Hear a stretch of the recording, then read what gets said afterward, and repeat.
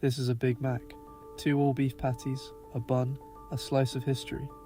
And if you think this sandwich is how McDonald's makes its money, you're looking at the wrong product entirely. Because in 2025, McDonald's collected more money in rent from its own franchisees than it earns selling food at every restaurant it runs itself. Not close. Rent 1. The burger is the bait. The building is the business. Let me show you the paper trail. Here's what almost everyone assumes. McDonald's sells about 6 billion burgers a year, so McDonald's must be a food company. A very large, very greasy food company. Makes sense. It's the story the brand is happy to let you believe. But there are really 2 McDonald's. There's the one you visit, run by a local owner. And there's the corporation those owners answer to. And the corporation, it turns out, barely touches a fryer. Roughly 95% of all 45,356 McDonald's restaurants are franchised, owned and operated by someone who is not McDonald's. So how does headquarters get paid? Pull the 2025 annual report and the revenue splits cleanly in 2.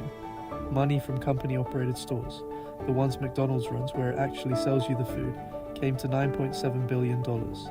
Money from franchise stores, where it doesn't sell you anything, came to $16.5 billion.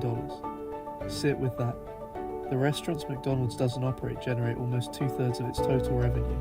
The company makes far more from the stores it isn't running than the stores it is. Which raises the obvious question. If a franchise store's sales belong to the franchisee, what exactly is McDonald's charging them for? Open that $16.5 billion of franchise money and it splits into 3 lines. Royalties, a cut of the franchisee's sales, $6 billion. Initial fees for opening a store, a rounding error under $100 million. And the biggest line, by a wide margin, rent, $10.4 billion. Rent. McDonald's, the largest line item in its franchise business, is a landlord's invoice. That single number is about 39% of the company's entire revenue. And here's the sentence that reorganizes everything you thought about this company. The rent McDonald's collected in 2025, $10.4 billion, is larger than the $9.7 billion of food sold at every restaurant it operates itself. The company earns more as a landlord than it does as a restaurant. The burgers aren't the product, the leases. Here's the mechanism, and it's beautifully simple. When McDonald's opens a new location, it doesn't just sell a franchise. It typically buys or leases the land and the building first, then installs a franchisee inside it. That franchisee now owes McDonald's 2 separate things every month. A royalty, a percentage of sales for the brand and the system, and rent for the real estate, usually a set minimum plus a percentage of sales that can run into the double digits. This was the insight that built the empire. The man who wrote it down was Harry Sonneborn, McDonald's first finance chief, who told investors the company's real business wasn't hamburgers at all, it was real estate. The founder, Ray Kroc, took that idea and made it the engine. The franchisee flips the burgers, takes the labor headaches, absorbs the risk.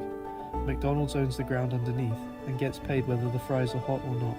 Now watch why this is the better business, because the margins are not close. Run a restaurant yourself and you pay for the beef, the buns, the wages, the electricity. Of that $9.7 billion in company-operated sales, after all those costs, McDonald's kept about $1.4 billion, a margin near 15%. Thin. That's the burger business. That's what selling food actually feels like. Now the landlord side. Against $16.5 billion in franchise revenue, McDonald's real estate costs were only about $2.6 billion because it already owns much of the property. What's left is roughly $13.9 billion, a margin of about 84%, 15% from flipping burgers, 84% from collecting rent on the people who flip them. If you were building this company from scratch and someone showed you those 2 numbers, you'd know exactly which one to lean on. McDonald's did, then multiply it by the map. 45,356 restaurants across more than 100 countries, one of the largest collections of prime high-traffic corner real estate on earth, most of it bought decades ago when it was cheap.